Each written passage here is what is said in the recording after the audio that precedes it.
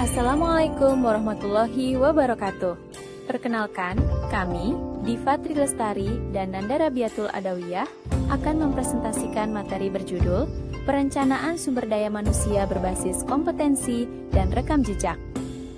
Video ini disusun untuk memenuhi tugas akhir semester pada mata kuliah Perencanaan SDM dengan dosen pengampu Ibu Syarifah Ida Farida, SE, MM.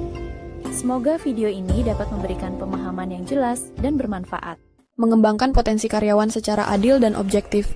Di era globalisasi saat ini, persaingan antar perusahaan semakin ketat dan dinamis. Agar mampu bertahan, organisasi tidak cukup hanya memiliki banyak karyawan, tetapi harus memiliki SDM yang kompeten dan berkualitas.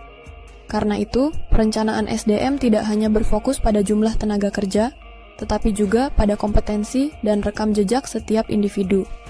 Kedua aspek ini penting agar perusahaan dapat menempatkan orang yang tepat di posisi yang tepat, serta mengembangkan potensi karyawan secara adil dan objektif.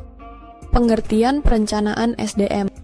Perencanaan sumber daya manusia adalah proses strategis dalam menentukan kebutuhan tenaga kerja, baik dari segi jumlah maupun kualitas. Konsep berbasis kompetensi berarti setiap posisi ditentukan oleh keahlian, keterampilan, dan perilaku yang dibutuhkan. Perencanaan sumber daya manusia adalah proses strategis dalam menentukan kebutuhan tenaga kerja, baik dari segi jumlah maupun kualitas. Konsep berbasis kompetensi berarti setiap posisi ditentukan oleh keahlian, keterampilan, dan perilaku yang dibutuhkan. Rekam jejak adalah catatan kinerja, pengalaman, dan prestasi seseorang selama bekerja. Gabungan antara kompetensi dan rekam jejak menjadikan proses pengelolaan SDM lebih objektif, karena didasarkan pada bukti nyata, bukan hanya masa kerja atau kedekatan personal. Langkah-langkah perencanaan SDM. 1. Analisis kebutuhan SDM. 2. Identifikasi kompetensi kunci. 3. Evaluasi rekam jejak karyawan. 4. Pemetaan talenta, talent mapping. 5. Perencanaan pengembangan karier. 6. Evaluasi dan pembaruan jenis perencanaan SDM. 1. Berdasarkan waktu, yaitu perencanaan jangka pendek, menengah, dan panjang. 2. Berdasarkan ruang lingkup, yaitu perencanaan yang menyeluruh atau disebut manpower planning, dan perencanaan yang lebih spesifik seperti perencanaan karier atau pelatihan yang disebut manpower programming. Manfaat perencanaan SDM. 1. Menempatkan karyawan di posisi yang tepat. 2. Efektivitas rekrutmen dan seleksi meningkat. Dasar pengembangan karier dan pelatihan. 4. Meningkatkan produktivitas dan efisiensi kerja. 5. Transparansi promosi dan penilaian kinerja. 6. Meningkatkan loyalitas dan komitmen. 7. Mendukung perencanaan suksesi. Studi kasus.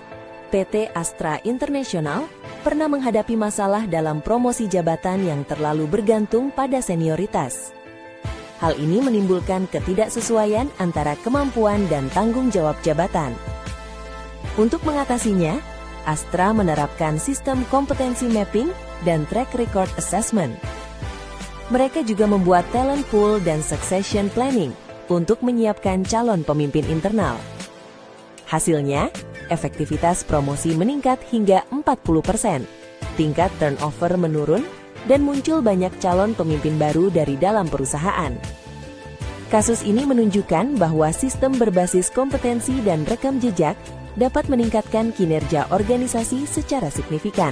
Kesimpulan, perencanaan SDM berbasis kompetensi dan rekam jejak adalah pendekatan modern yang berorientasi pada kemampuan dan kinerja nyata. Pendekatan ini menjamin penempatan, promosi, dan pengembangan karir yang lebih objektif, serta meningkatkan daya saing perusahaan. Meski memiliki tantangan, manfaat jangka panjangnya jauh lebih besar untuk membangun organisasi profesional dan berkelanjutan. Gimana sih caranya perusahaan bisa promosiin karyawan dengan adil dan tepat sasaran? Jawabannya ada di perencanaan SDMP Daya Manusia Berbasis Kompetensi dan Rekam Jejak. Yuk kita bahas. Bayangin deh, ada 2 kandidat buat posisi manajer. Satunya jago banget presentasi, satunya lagi ahli dalam analisis data. Siapa yang lebih pas? Nah, Disinilah sistem berbasis kompetensi bekerja. Perusahaan bakal lihat kompetensi apa sih yang paling dibutuhkan untuk posisi manajer itu. Misalnya, kepemimpinan dan pengambilan keputusan. Selanjutnya, kita lihat rekam jejaknya, gimana kinerja mereka selama ini. Apa saja proyek yang berhasil mereka pimpin. Dengan menggabungkan data kompetensi dan bukti kinerja, perusahaan bisa bikin keputusan yang objektif. Jadi, bukan lagi soal siapa yang paling lama kerja, tapi siapa yang paling mampu. Hasilnya, karyawan jadi lebih termotivasi untuk ningkatin skill, dan perusahaan dapat pemimpin yang benar-benar berkualitas. Hadirin sekalian, terima kasih banyak atas perhatian dan partisipasi aktifnya selama presentasi. Sekali lagi, dari hati yang paling dalam, saya ucapkan terima kasih. Sampai jumpa.